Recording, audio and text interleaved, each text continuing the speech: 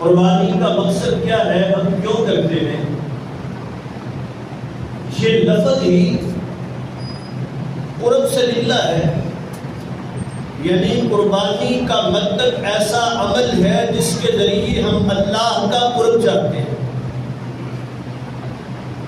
تو کیا قربانی کرنے کے بعد ہمیں اس قرب کا کچھ احساس ہوا؟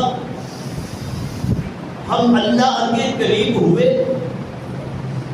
اگر نہیں تو ہم نے صرف وہ جانور کی گردن پہ چھری چلائی، ایک رسم بن کے ہماری قربانی بھی رہ گئی۔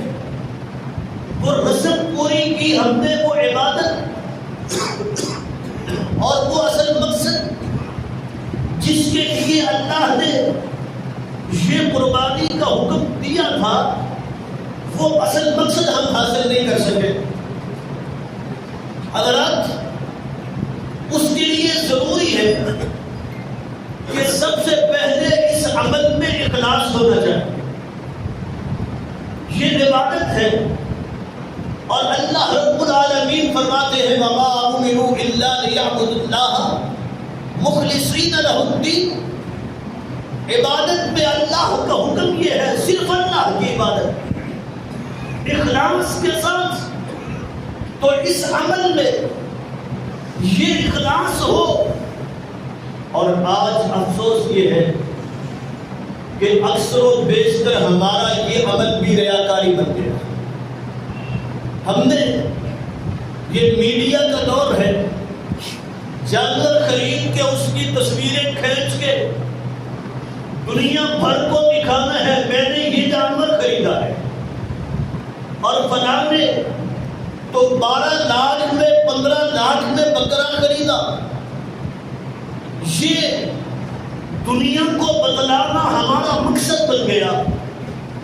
حضرات، یہ تو اخلاص کی دعوت تھی، یہ عمل تو خالص اللہ کے لیے تھا، ہم نے اس میں بھی ریاکاری کو شامل کر لیا۔ اور وہ پیغمبر علیہ السلام کی حدیث یاد آئی، آپ نے فرمایا تھا ان اخوف ما اخاف علی امتی هو الشرک الاصغر۔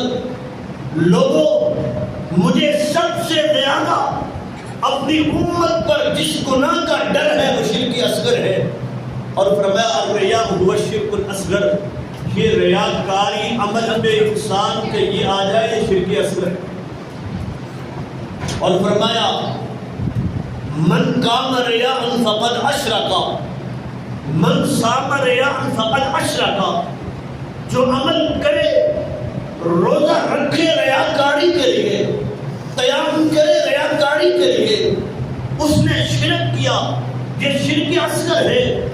تو سب سے پہلے ہم قربانی کا ارادہ رکھتے ہیں، اللہ کے سامنے اللہ کے قرب کے لیے یہ عمل کرنا چاہتے ہیں، تو اپنے عمل میں اخلاص پیدا کریں، یہ اللہ کے لیے ہو، یہ لوگوں کو دکھلانے کے لیے نہ ہو۔ اور بعض اوقات شیطان اور طرح بگلا دیتا ہے، ہم کہتے ہیں وہ جی بس قربانی اس لیے فلاں جانور خریدا کہ بچے کہہ رہے تھے، وہ صرف بچوں کی رضا مقصود نہ ہو بلکہ اللہ کی رضا کے لیے عمل کیا۔ اگر اس میں کوئی اور شامل ہو گیا، کسی اور کی رضا شامل ہو گئی، تو پیغمبر علیہ السلام نے فرمایا تھا، حدیث قدسی ہے، ترکتہ وعملہ، اللہ کہتے ہیں میں اس کو بھی چھوڑ دیتا ہوں، اس کے عمل کو بھی چھوڑ دیتا ہوں، پھر مجھے اس عمل کی ضرورت نہیں۔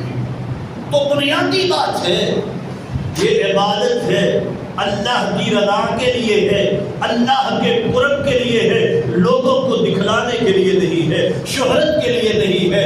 یہ تصویریں بنا کے دنیا کو بتلانے کی کوئی ضرورت نہیں، اللہ کی رضا کے لیے کر رہے ہیں، دنیا کو پتہ نہ چلے تو اس میں کوئی فرق نہیں پڑتا، اللہ راضی ہو جائے۔ اور وہ صحابہ اکرام رضوان اللہ مجمعین، ہم اپنے سلف کو دیکھتے ہیں، صحابہ کو دیکھتے ہیں، وہ تو کوشش کیا کرتے تھے اپنی نیکی کو چھپائے۔ کیا بتلانے کی ضرورت ہے؟ میں اتنے میں یہ خرید کے لایا ہوں، یہ ڈنڈورا لکھنے کی کیا ضرورت ہے؟ صرف اس لیے کہ لوگوں کو پتا چلے میں نے اتنا خرچ کیا ہے۔ اور اسی طرح ریاکاری کا دوسرا پہلو، بعض اوقات فلاں نے اتنی قربانیاں دی۔ پہلی بات تو یہ ہے کہ ایک قربانی پورے گھر والوں کی طرف سے کافی ہے۔ ہاں زیادہ کی جا سکتی ہے، حرج نہیں۔ پیغمبر علیہ السلام نے حجۃ الوداع کے موقع پہ 100 قربانی کی ہے، حرج نہیں۔ لیکن اس کا مقصد بھی اگر یہ بن گیا کہ لوگ کہیں فلاں نے اتنی قربانیاں کی ہیں، یہ ریاکاری آ جائے تو یہ جتنا بڑا عمل ہے، جتنی بڑی نیکی ہے، اتنا بڑا گناہ بن جائے گا۔ وہاں بھی اللہ کی رضا مقصود ہو، اللہ نے استطاعت دی ہے، کریں، لوگوں کو دکھلانے کے لیے نہیں، لوگوں میں شہرت کے لیے نہیں۔ اور دوسری بات یہ ہے، قربانی کا دوسرا مقصد کیا ہے؟ اللہ رب العالمین نے قرآن مجید میں فرما دیا لن ینال اللہ لحومها ولا دماؤها ولکن ینالہ التقوی منکم۔ لوگوں، یہ جانور کی گردن پہ تم چھری چلاتے ہو، نہ اللہ کو یہ گوشت پہنچتا ہے، یہ تم کھا جاتے ہو، نہ یہ خون اللہ تک پہنچتا ہے، وَلَٰكِن يَنَالُهُ التَّقْوَىٰ مِنكُمْ۔ اللہ اس سے دیکھنا چاہتے ہیں کہ تقویٰ کس کے دل میں ہے، اللہ کا ڈر، اللہ کا یہ خوف جب یہ دل میں ہوگا تو پھر قربانی کی وجہ سے اس قرب کا احساس ہوگا اور قرب کی اس لذت کا احساس ہوگا جس سے ہم محروم ہیں۔ اور تیسری بات یہ ہے، قربانی ہمیں توحید کا درس دیتی ہے۔ کیوں؟ یہ اس نبی کی سنت ہے۔ جب پیغمبر علیہ السلام سے پوچھا گیا ما هذه الاضاحی یا رسول اللہ، اللہ کے پیارے پیغمبر یہ قربانیاں کیا ہیں؟ فرمایا سنت ابیکم ابراہیم، یہ تمہارے باپ ابراہیم علیہ السلام کی سنت۔ تو ابراہیم علیہ السلام کی سنت جس میں چلنے کا اللہ نے حکم دیا، فاتبع ملت ابراہیم حنیفا، اے میرے پیغمبر جناب محمد رسول اللہ صلی اللہ علیہ وآلہ وسلم ملت ابراہیمی کی پیروی کیجیے۔ حالانکہ نبی کریم علیہ السلام کا مقام کیا ہے، لیکن اللہ رب العالمین نے پیغمبر علیہ السلام سے بھی کہا فاتبع ملت ابراہیم حنیفا، ابراہیم علیہ السلام کی ملت کی پیروی کیجیے۔ یہ ابراہیم علیہ السلام کا وہ طریقہ، وہ سنت جو پیغمبر علیہ السلام نے فرما دیا سنت ابیکم ابراہیم وسماکم، سنت ابیکم ابراہیم، یہ ابراہیم علیہ السلام کی سنت ہے۔ تو ابراہیم علیہ السلام کی سنت لقد قد كانت لكم اسوة حسنة في ابراہیم، اللہ نے فرما دیا ابراہیم علیہ السلام کا طریقہ تمہارے لیے بہترین نمونہ ہے۔ تو جناب ابراہیم علیہ السلام کی زندگی کا سب سے نمایاں اور سب سے بڑا پہلو توحید پہ پختہ رہنا اور توحید کے لیے اذیتوں کو، تکلیفوں کو برداشت کرنا ہے۔ تو اس سنت پہ عمل کرنے والے کے لیے یہ ضروری ہے، جو قربانی کرنا چاہتا ہے پہلے اپنے عقیدے کو بھی درست کرے۔ عقیدہ ابراہیم علیہ السلام والا، توحید پہ قائم رہنے والا، توحید پہ ڈٹ جانے والا، اور توحید کی وجہ سے دنیاوی تکلیفوں پہ صبر کرنے والا، اور توحید کے لیے سب کچھ قربان کر دینے کا جذبہ رکھنے والا، یہ ہے ابراہیم علیہ السلام۔ یہ ان کی سنت ہے۔ وہی جذبہ، وہی عقیدہ، وہی نظریہ ہوگا تو پھر اس قربانی سے اللہ کا قرب حاصل ہوگا. یہ قربانی ہمارے لیے صحیح عبادت بنے گی اور یہ ہمارے لیے قیامت کے دن بھی فائدے کا سبب بنے گی. حضرات چوتھی بات یہ ہے کہ قربانی کی قبولیت کے لیے ضروری ہے وہ پیغمبر علیہ السلام کے طریقے کے مطابق یہ عمل. مثال کے طور پہ ہمیں شریعت نے یہ سکھلایا یہ عمل نماز کے بعد ہے. نبی کریم علیہ السلام کے دور میں ایک صحابی نے مسئلے کا علم نہیں تھا، یہ سمجھا کہ میں یہ قربانی سب سے پہلے کر کے پیغمبر علیہ السلام کو گوشت پیش کروں، میں یہ عمل پہلے کروں. نماز سے پہلے وہ قربانی ذبح کی. پیغمبر علیہ السلام نے فرمایا یہ قربانی نہیں، یہ عام جانور ہے، اس کی جگہ پر دوسرا جانور ذبح کر. تو اس صرف وقت میں پیغمبر علیہ السلام کے عمل کی مخالفت ہوئی تو آقا علیہ السلام نے کہہ دیا کہ یہ قربانی نہیں. اسی طرح اگر ہمارا یہ عمل بھی پیغمبر علیہ السلام کے طریقے کے مطابق نہیں ہوگا تو پھر یہ عمل شاید صرف وہ جانور کا ذبح کرنا رہ جائے، وہ سنت نہ رہے جو باعث اجر ہے. پیغمبر علیہ السلام کے طریقے کے مطابق نہیں ہوگا تو اللہ کے ہاں وہ عمل قبول نہیں ہوگا. پانچویں بات یہ ہے یہ قربانی ہمیں ایک سبق دیتی ہے فقراء مساکین کا خیال رکھنا. قرآن کہتا ہے فَكُلُوا مِنْهَا وَأَطْعِمُوا الْبَائِسَ الْفَقِيرَ، اس سے خود بھی کھاؤ، فقراء کو محتاجوں کو کھلاؤ.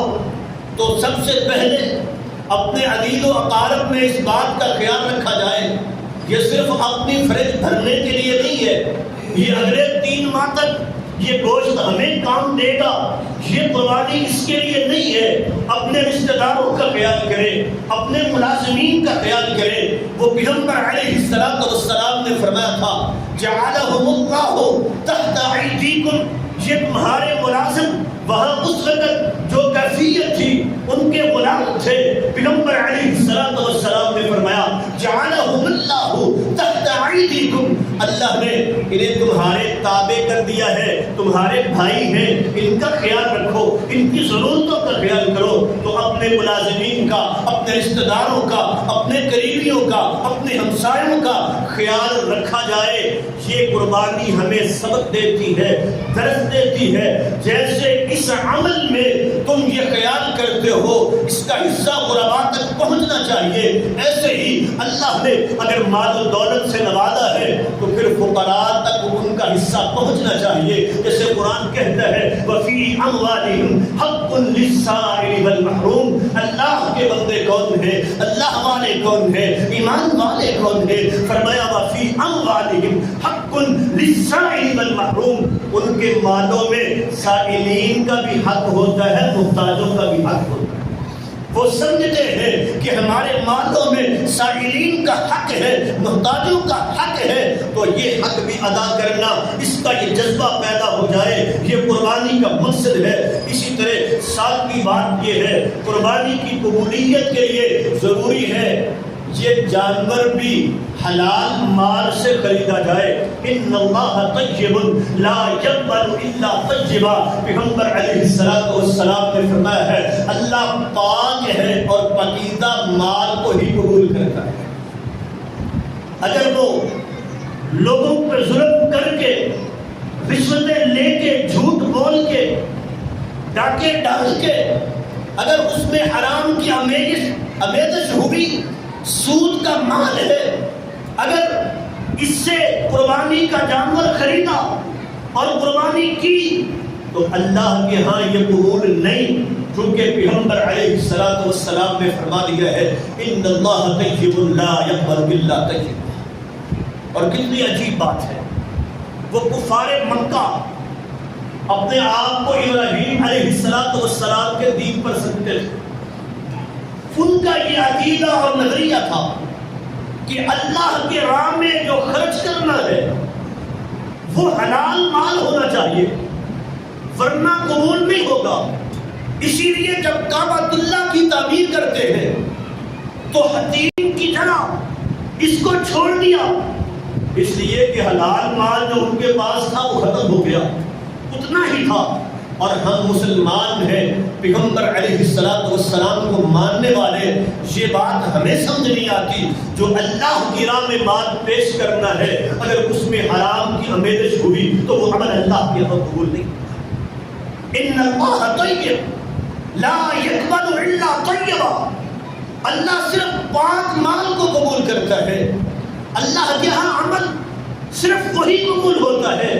اسی لیے پیغمبر علیہ السلام نے فرمایا تھا، ایک شخص لمبا سفر کر کے کعبۃ اللہ کے غلام سے چمٹ کے یا ربی کی صدائیں لگاتا ہے، مطعمہ حرام مشربہ حرام ملبسہ حرام فأنا یستجاب لہ، یہ وہاں جا کے بھی اللہ کو پکارے، اللہ اس کی دعا کو پکار کو قبول نہیں کریں گے کہ اس کا پہننا حرام کا ہے، کھانا حرام کا ہے، پینا حرام کا ہے، وہ کعبۃ اللہ چلا جائے، حج کے لیے جائے، اس کا حج قبول نہیں۔ ایسے ہی یہاں یہ قربانی کرے، مال حرام کا ہے، اس میں سودی پیسہ شامل ہے، اس میں لوگوں کا حق چھین کے وہ حرام مال اس میں شامل کیا ہے، تو اللہ کے ہاں یہ عبادت بھی، یہ عمل بھی قابل قبول نہیں۔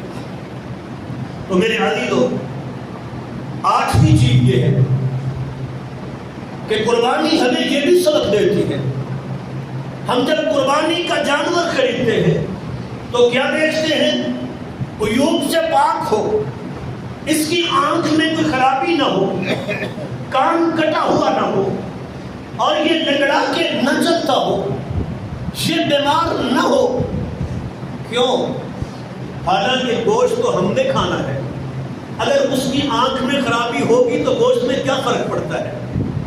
کان اگر اس کا کٹا ہوا ہو، گوشت میں کیا فرق پڑتا ہے؟ کھانا تو گوشت ہے۔ اللہ مجھے یہ سبق دینا چاہتے ہیں، یہ جانور جسے تو اللہ کی راہ میں قربان کر رہا ہے، یہ بے عیب ہونا چاہیے۔ اس جانور کی گردن پہ چھری چلانے سے پہلے اپنے آپ کو بھی گناہوں سے پاک کر لے، اپنے آپ کو بھی بے عیب کر لے، پھر اللہ کے ہاں تیرا یہ عمل قبول ہوگا۔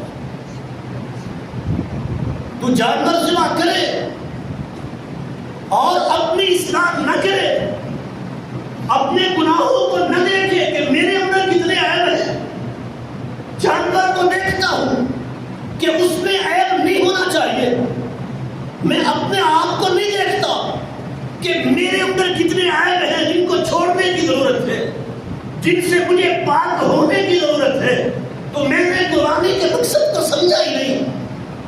جیسے جانور پہ عیب ہونا چاہیے، تو قربانی کرنے والا ہے، اپنے آپ کو بھی بے عیب کر، اپنے گناہوں کی اللہ سے معافی مانگ، توبہ کر کے پھر اللہ کی راہ میں یہ عمل پیش کرتا کہ اللہ کے ہاں میرا یہ عمل قبول ہو۔ اسی طرح اگلی بات یہ ہے، قربانی کا یہ عمل ہمیں یہ سکھاتا ہے کہ قربانی میں جب اللہ کی راہ میں جو چیز پیش کرتے ہیں، اپنی سب سے پیاری اور محبوب چیز پیش کرنی چاہیے۔ لن تنالوا البر حتى تنفقوا مما تحبون، اس وقت تک تم نیکی کی حقیقت کو نہیں پا سکتے جب تک اپنی پسندیدہ چیز اللہ کی راہ میں پیش نہ کر دو۔ اور یہ تو ابراہیم علیہ السلام کی سنت ہے، وہ ابراہیم جنہیں بڑھاپے میں اللہ نے اولاد کی نعمت سے نوازا، اور پھر فلما بلغ معه السعي قال يا بني إني أرى في المنام أني أذبحك فانظر ماذا ترى۔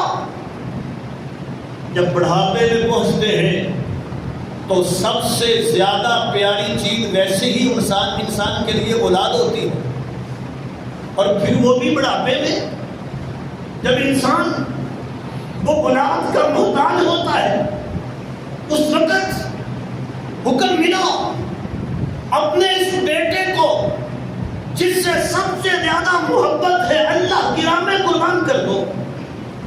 قال یا بنی انی ارى فی المنام انی اذبحک فانظر ماذا ترى قال یا ابت افعل ما تؤمر ستجدنی ان شاء اللہ من الصابرین. تو اپنے بیٹے کی گردن پہ چھری چلانے کے لیے تیار ہوئے. یہ تجھے سبق ہے جب اللہ کے لیے اپنی سب سے پیاری چیز کی بھی قربانی دینا پڑے تو کبھی اس سے دریغ نہ کرنا, اور اپنی سب سے پیاری چیز اللہ کے لیے قربان کرنے پہ تیار ہونا.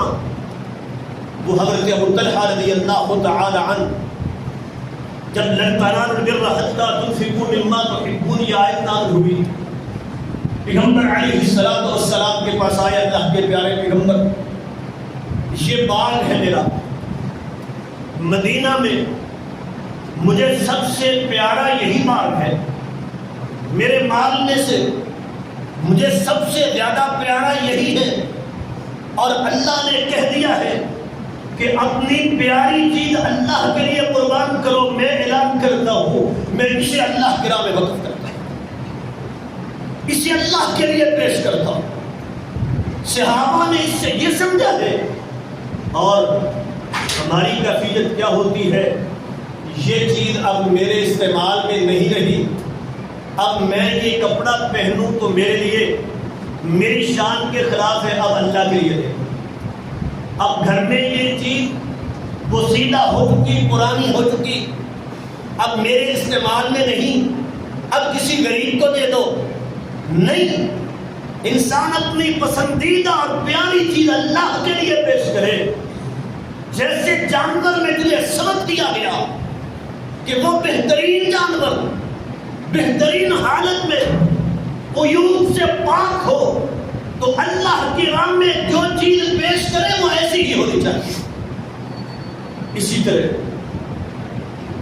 اگلی بات یہ ہے کہ یہ قربانی کا جانور ہمیں کہا گیا من اراد ان یضحی, جو قربانی کا ارادہ رکھتا ہے فلا یأخذن من شعرہ واظفارہ, وہ اپنے ناخن بھی نہ کٹوائے, بال بھی نہ کسوائے. کیوں؟ یہ مشابہت ہے ان حاجیوں کے ساتھ جو احرام کی حالت میں وہاں موجود ہیں, اور وہ بھی 10 ذی الحجہ کو احرام اتاریں گے, یہ ناخن کاٹیں گے, اپنے بال کٹوائیں گے. ثم لیقضوا تفثهم فَلْيُوفُوا نُذُورَهُمْ, یہ اپنی میل کچیل کو وہ پورا کرنا, یعنی احرام کی حالت میں جو ان پر پابندیاں تھیں وہ 10 تاریخ کو ختم ہوں گی, تو تاکہ جو حج کے لیے نہیں گئے وہ بھی عمل میں ان کے ساتھ مشابہت کر سکے. تو اس سے بھی ہمیں یہ سبق ملتا ہے نیک لوگوں کی مشابہت اختیار کرنی چاہیے. جو نیکی کے رستے پہ چلنے والے ہیں ان کی مشابہت اختیار کرنی چاہیے, ان کی ہمنشینی اختیار کرنی چاہیے. وہ صحابی نے کہا تھا احب الصالحین ولست منہم, نیک لوگوں سے محبت کرتا ہوں اگرچہ ان میں اپنے آپ کو شامل نہیں سمجھتا, شاید اللہ مجھے ان میں شامل کر دے. تو نیک لوگوں کے ساتھ یہ مشابہت اختیار کرنی چاہیے. اور اسی طرح یہ جانور کی گردن پہ چھری چلانے سے پہلے ایک سبق تجھے اور بھی ملتا ہے کہ پہلے اپنی خواہشات کی جو تو نے بت بنایا ہوا ہے اس پہ چھری چلا دے. اپنی خواہشات پہ یہ جانور اللہ نے اسے تیرے لیے بنایا, وہ آمادہ ہوتا ہے. حالانکہ ایک اونٹ کو دیکھیں, ایک گائے جو ہم ذبح کرتے ہیں, ان کی طاقت کا اندازہ کیا ہوتا ہے. اللہ نے اسے تیرے لیے بنایا, تیرے تابع کر دیا. وہ اپنی گردن پہ چھری چلوا لیتا ہے تو لٹاتا ہے اس کو, وہ لیٹ جاتا ہے. گردن پہ چھری چلاتا ہے اس اذیت کو برداشت کرتا ہے کہ اللہ نے اسے تیری خدمت کے لیے بنایا ہے، اللہ نے اسے تیرے فائدے کے لیے بنایا ہے، اللہ نے تجھے اپنی عبادت کے لیے بنایا ہے۔ وہ جانور ہو کے وہ اپنے مقصد کو بھولا نہیں، اور تو انسان ہو کے تو اپنے مقصد کو بھول گیا۔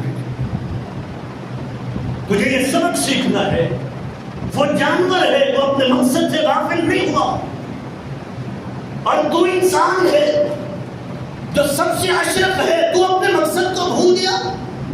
اللہ نے تجھے اپنی عبادت کے لیے بنایا تھا، وَمَا خَلَقْتُ الْجِنَّ وَالْإِنسَ إِلَّا لِيَعْبُدُونِ، تو کیوں اس سے غافل ہو گیا؟ اور اگلی بات یہ ہے کہ یہ قربانی یہ صرف جانور کی گردن پہ چھری چلانا نہیں ہے، یہ ایک جذبہ ہے جو حضرت ابراہیم علیہ السلام کی وہ سنت کی یاد دلاتا ہے کہ اللہ کے لیے سب کچھ قربان کر دینے کا جذبہ، اور جو سب سے پیاری چیز ہوتی ہے، جو سب سے قیمتی چیز ہوتی ہے اولاد، اگر اس کی باری بھی آئے اللہ کی رضا کے لیے، اللہ کے لیے اس کو پیش کرنا پڑے تو اس کے لیے بھی تیار ہو جائے۔ یہ جذبہ مقصود ہے، صرف یہ جانور کی گردن پہ چھری چلانا نہیں، یہ جذبہ اپنے اندر پیدا کرنا ہے، پھر یہ عبادت سے ہی عبادت بنے گی، پھر اس قربانی سے اللہ کا قرب حاصل ہوگا۔ اگر آج اسی طرح اس قربانی سے ہمیں یہ سبق ملتا ہے کہ جو شخص اللہ کے لیے اپنا سب کچھ قربان کرنے کے لیے تیار ہو جائے، پھر اللہ رب العالمین اسے ضائع نہیں کرتے، اسے دنیا میں بھی عزت سے نواز دیتے ہیں اور آخرت میں بھی عزت کا وعدہ ہے۔ وہ ابراہیم علیہ السلام وَإِذِ ابْتَلَىٰ إِبْرَاهِيمَ رَبُّهُ بِكَلِمَاتٍ فَأَتَمَّهُنَّ قَالَ إِنِّي جَاعِلُكَ لِلنَّاسِ إِمَامًا۔ ابراہیم علیہ السلام جب آزمائشوں پہ پورے اترے، وہ آزمائش اپنے گھر کو چھوڑنا بھی ہے، وہ آزمائش اپنے والدین سے دور ہونا بھی ہے، اپنے وطن کو چھوڑنا بھی ہے، اور سفر کی صعوبتیں، اور پھر اپنی بیوی پر جو آزمائش آئی وہ ظالم بادشاہ کے ساتھ آزمائش، اس پہ پورا اترنا، جب سب کچھ اللہ کے لیے پیش کر دیا تو پھر اللہ کی طرف سے انعام کیا ملا؟ قال انی جاعلک للناس اماما، ہم تجھے امام بناتے ہیں۔ یہ امامت، یہ منصب اللہ کی طرف سے، یہ عزت، یہ مقام تب ملتا ہے جب انسان سب کچھ اللہ کے لیے قربان کرنے کا جذبہ بنا لیتا ہے، پھر اللہ دنیا میں بھی اس مقام سے نواز دیتے ہیں، اور آخرت میں بھی پھر اللہ کی طرف سے وعدہ ہے۔ اسی لیے پیغمبر علیہ السلام سے کہہ دیا گیا فَاتَّبِعْ مِلَّةَ إِبْرَاهِيمَ حَنِيفًا، آپ بھی ملت ابراہیمی کی پیروی کیجیے۔ حضرات، قربانی یہ صرف جانور کی گردن پہ چھری چلانا نہیں ہے، یہ کچھ اسباق ہے، یہ کچھ تربیت کے پہلو ہے جو اللہ تجھے سکھانا چاہتے ہیں۔ اللہ سے دعا ہے اللہ ہمیں ان چیزوں کو سمجھ کے پھر یہ عمل کرنے کی توفیق عطا فرما، اور اللہ ہماری قربانی کو حقیقی قربانی بنا دے جو ہمیں اللہ کے قریب کر دے۔ سبحان ربک رب العزت عما یصفون وسلام علی المرسلین والحمد للہ رب العالمین۔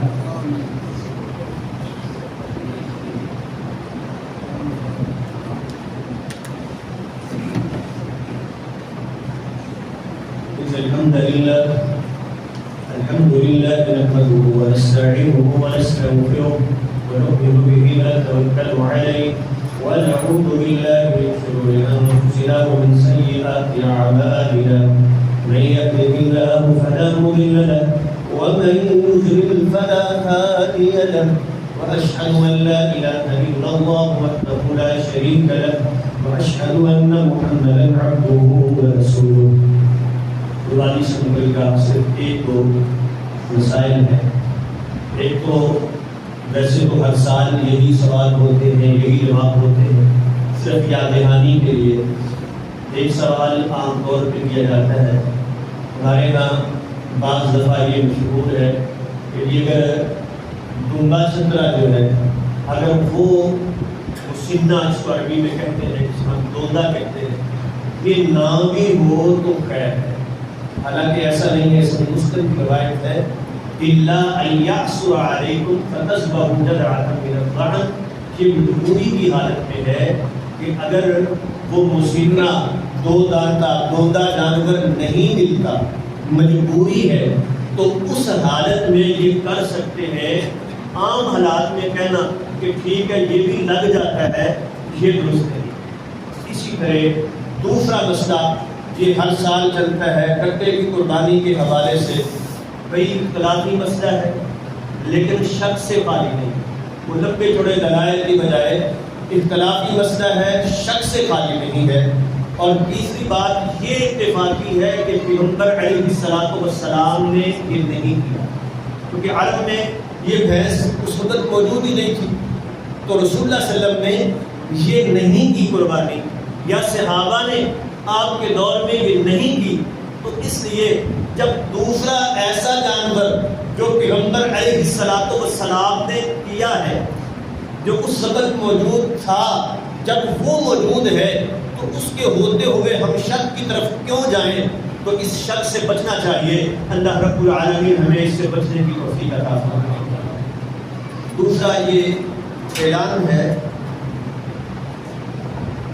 یہ ادارہ ہے جامعہ ام حبیبہ للبنات. 17 جون کو وہاں یہ بچیوں کے لیے, کیونکہ چھٹیاں ہیں اسکولوں سے کالجوں سے, تو یہ مخصوص کورس کا آغاز ہو رہا ہے. تو جو احباب یہ چاہتے ہیں کہ ان چھٹیوں میں ہماری بیٹیاں فائدہ اٹھائیں, کچھ دین سیکھ لیں, تو یہ جامعہ ام حبیبہ للبنات جس ہسپتال کے پیچھے یہ ادارہ ہے, تو وہاں اپنی بچیوں کو دیکھ سکتے ہیں. اللهم صل على محمد وعلى ال محمد كما صليت على ابراهيم وعلى ال ابراهيم انك حميد مجيد. اللهم بارك على محمد وعلى ال محمد كما باركت على ابراهيم وعلى ال ابراهيم انك حميد مجيد. اللهم اغفر لنا وارحمنا انك انت الغفور الرحيم. اللهم انفعنا بما علمتنا وعلمنا ما ينفعنا وزدنا علما. اللهم انا نعوذ بك من جهد البلاء ودرك الشقاء وسوء القضاء وشماتة الاعداء. اللهم اغفر لنا ولوالدينا ولاساتذتنا ولاخواننا ولجميع المسلمين والمسلمات. سبحان ربك رب العزة عما يصفون وسلام على المرسلين والحمد لله رب العالمين.